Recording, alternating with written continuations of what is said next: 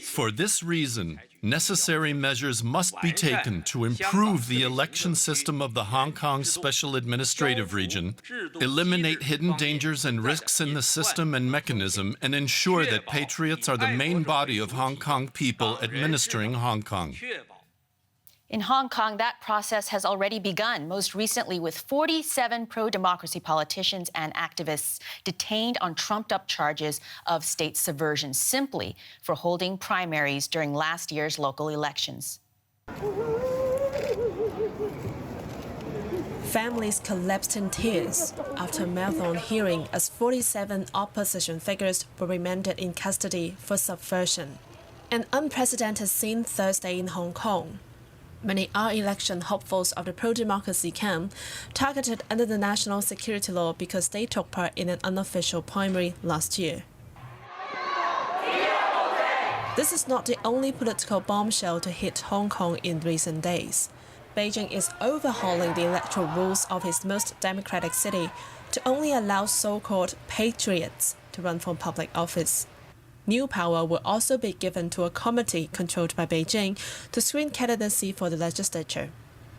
Carrie Low, an opposition district councillor, beat his pro-Beijing predecessor in 2019. His camp won nearly 90% of the seats and had hoped to sustain the protest movement. But now he says running for elections is no longer an option for him. The expression could be bolder in the past, but now we have to screen the words on our posters. Politicians are more anxious and fearful. No one would have imagined that today we're not just facing disqualification, but also life imprisonment because of our belief.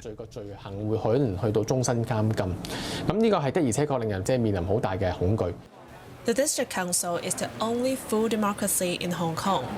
It decides nearly 10% of the seats in the legislature and a committee that picks the chief executive. Beijing's plans would upend all that. Hong Kong authorities also plan to require all district councillors to pledge loyalty to the mainland. That will disqualify elected officials like Lester Shum, who was among those detained. He voiced his opinion right before the hearing.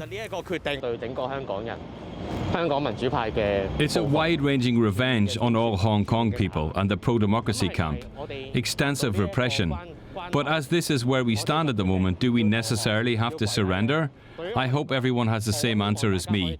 No. Even before these reforms become reality, opposition politicians have routinely been hindered in their work. Carrie Low is filing a lawsuit against the authority, which withheld his allowance because his office was one of the polling stations in last year's primary. He said that this is just the tip of the iceberg.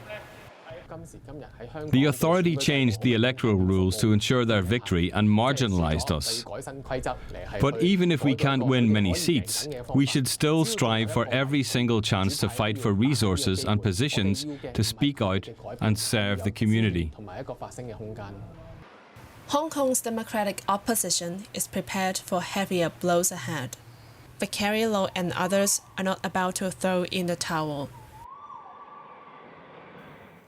Joining us is activist and pro-democrat Nathan Law, now in London these days. Nathan, there's no other recourse, is there? A creative way for these politicians to represent the people of Hong Kong now?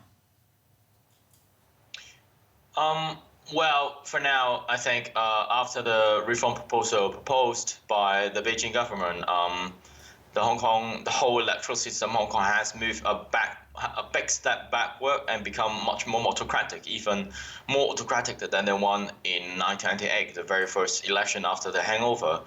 So it's extremely worrying. Now, we're in the middle of a global pandemic, but do you think, given all that's happened to Hong Kong, we'll ever see mass protests in the streets again?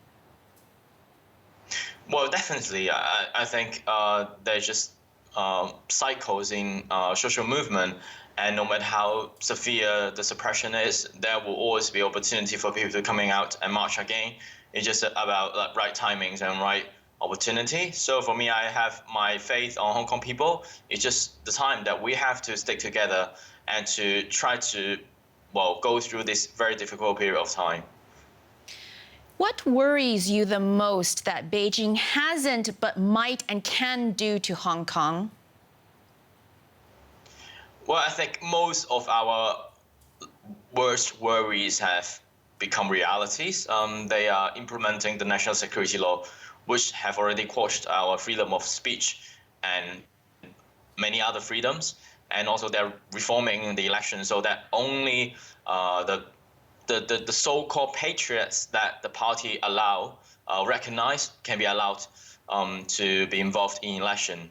So these are worst scenarios, and we are definitely facing it. And of course, you're in the UK. What are you focused on and working on these days from London?